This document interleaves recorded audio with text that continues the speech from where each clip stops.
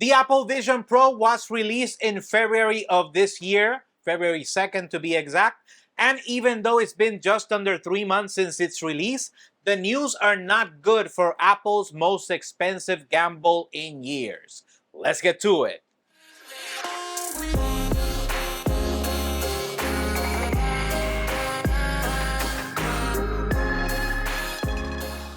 Before I begin, a disclaimer: I don't own or nor have I ever even tried the Apple Vision Pro. So this video will be based on the recent news that the demand for the Apple Vision Pro has gone from a couple a day to a handful in a whole week, as indicated by several stores.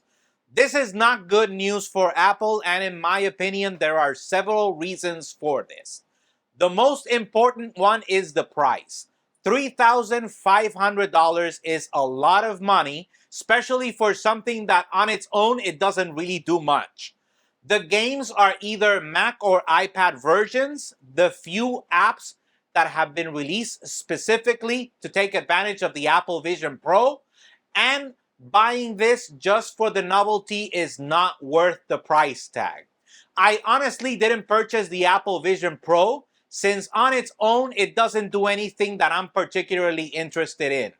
I did like the idea of being a seamless connection to a Mac using the Vision Pro to create the largest screen that I can think of, but spending $3,500 for an add-on to my Mac is not a wise investment. The amount of people that this device would be useful to is limited. And then you put a price tag of $3,500 and that narrows that group even further to just those who can actually afford it. I am going soon on a trip to New York, so I hope I get a chance to see the app. No. I am going on a trip to New York soon, and I hope I get a chance to see the Apple Vision Pro in action. I will not hold my breath for it to revolutionize my life though, since aside from connecting it to my Mac, as I said before, to use it as a display, and watching Disney Plus, which I'm thinking of canceling anyways, doesn't scream safe long-term investment to me.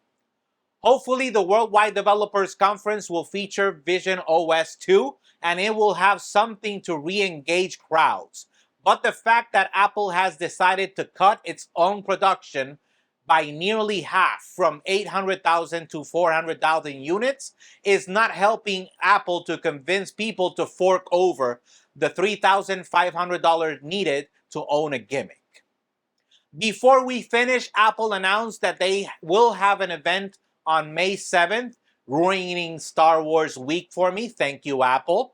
And obviously, I will be making a video on it and releasing it as soon as possible. From the logo and the comment from Tim Cook, aka Tim Apple, is that this will most likely be an iPad-only event, which is a good thing since 2023 was the first year since the iPad's release in 2010 that has no new versions that were released.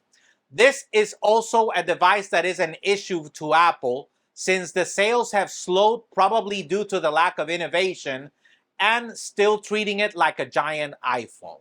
I don't care that you separated the OS and called it iPad OS, then proceeded to give it a good feature on the home screen, which was the Today view, only to remove it in the next version, making the iPad look a lot emptier than before. And then you put on top of that the fact that only now Apple is actually giving up and finally making their own calculator app.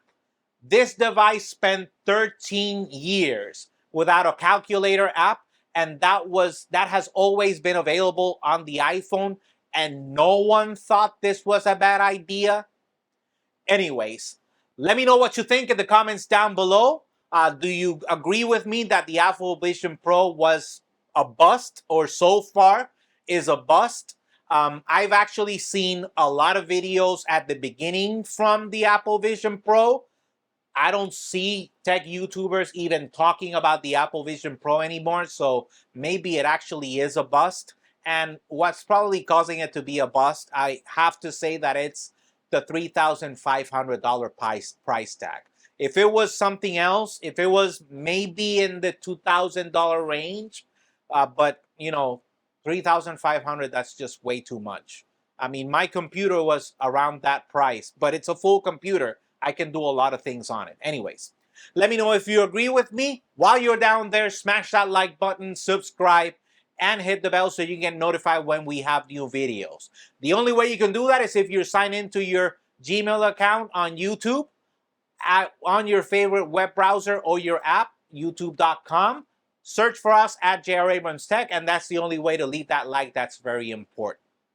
As always, we're available on Facebook, Instagram, Twitter, and obviously YouTube at J.R. Abrams Tech, so you can stay up to date with the latest news and rumors about tech. Until next time.